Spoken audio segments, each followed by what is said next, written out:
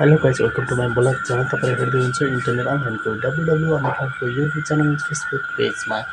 Guys अहिले 7:10 भइरहेको छ। 7:10 को मौसम यस्तो छ गाइस, एकदमै होइन, पानी पऱ्यो, आज दिनभरि पानी पऱ्यो। अनि हाम्रो काम पनि अधुरो गरिदियो कि त्यसले, होइन, पानी परेर यत्रो काम स्टक गरिदिए। हामीले यहाँ फर्स बनाएको थियौँ एकदमै राम्रोसँग, भनेर पुरा त त्यो भनेको किचन हो, आगोबाट बन्ने किचन हो, एकदमै आगोबाट अर्ग्यानिक खानाहरू त्यहाँबाट बन्छ। अनि हामीले त ग्यास छ, सानो ग्यास बनाएको छ, एकदमै भित्र डेकोरेसन एकदमै राम्रो छ, बाहिरबाट हेर्दा यस्तो छ, like that is very interesting मलाई। अनि सो द्याट्स, आज पानी परेर यस्तो भइसकेको छ गाइस। लाइक गर्नु होला, सेयर गर्नु होला भन्न चाहन्छु, आई होप। अनि एकदमै पढाइ सम्बन्धी छ गाइस, एकदमै हाम्रो ब्याचलर 4th इयरको हाम्रो फाइनल हुन लागेको छ होइन। त्यसपछि हाम्रो फाइनल भइसकेपछि चाहिँ हामीले पुरा यो रिपोर्टहरू बनाउनुपर्छ। एकदमै यो भनेको एकदमै सजिलो विषय हो क्या। यो भेक्टर एप्लिकेसन भनेको पढेको कुरा हो, एकदमै सजिलो छ। यसमा सब कुराहरू मोडिफाई गरेको छ। त्यसमा हामीले पढिसकेका छौँ 9, 10, 8, 9, 10, 11, 11मा सब पढिसकेका छौँ होइन। साइनको हस्पिटा छ, मेट्रिक्सहरू, भेक्टरहरू सब हामीले पढिसकेका छौँ। That's I hope. Very hard भनेको यो हो क्या, एडभान्स क्यालकुलेसन भनेको एकदमै मैले 4th इयरमा नबुझेको कुरा, मैले अझसम्म मैले नबुझेको कुरा भनेको यो 4th इयरको हो। एकदमै हामीले एकदमै गाह्रो छ यसमा होइन। यसमा एकदमै गाह्रो छ एडभान्स क्यालकुलसले त मलाई त एकदम टेन्सन दियो होइन। सो गाइस एकदमै अप्ठ्यारो छ, यसमा एकदमै अप्ठ्यारो छ गाइस।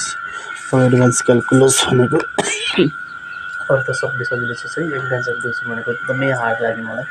सो गाइस यसमा त पुरै रटेर पानी बनाएर मात्रै केही क्वेसन भित्रभित्र पस्नुपर्छ गाइस।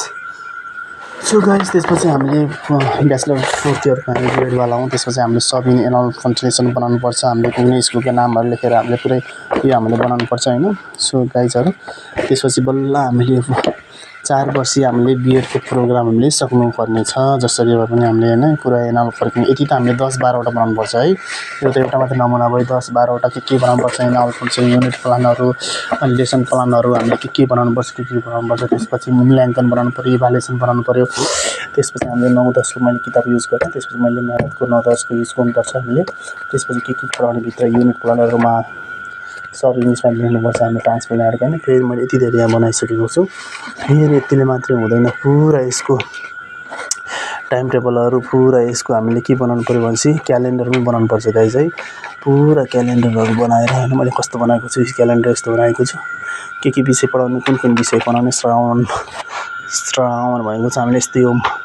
त्यो मोटिफाइड गरेर मैले पछि यसो राम्रोमा सार्ने भनेको छु। एकदमै हार्ड छ, एकदमै हार्ड छ है। ब्याचलर 1st इयर सजिलो, 2nd इयर सजिलो, 3rd इयर सजिलो, बिएड 4th इयरमा पुग्दासम्म त मान्छे होइन आधा भइसक्यो आउँदैन क्या, छोड्या हुँदैन बिचमा होइन। सो द्याट एकदमै राम्रोसँग तयारी गर्नु होला, राम्रोसँग क्लियर गर्नु 4 वर्षमा क्लियर भइदिन्छ क्या। आई होप त्यसको लागि म चाहिँ 4 वर्षमा पुरा क्लियर भइदियो क्या।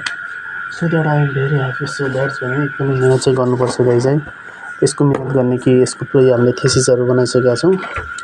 सो गाइज हामीले थेसिसहरू बनाइसकेका छौँ। यो फेरि थेसिसहरू हामीले बुझाउनुपर्छ है। ओ चेक भेट्यो त, के को चेक हो यो? ओ यहाँ रहेछ, एसिया बैङ्कको चेक मेरो भेट्यो रहेछ।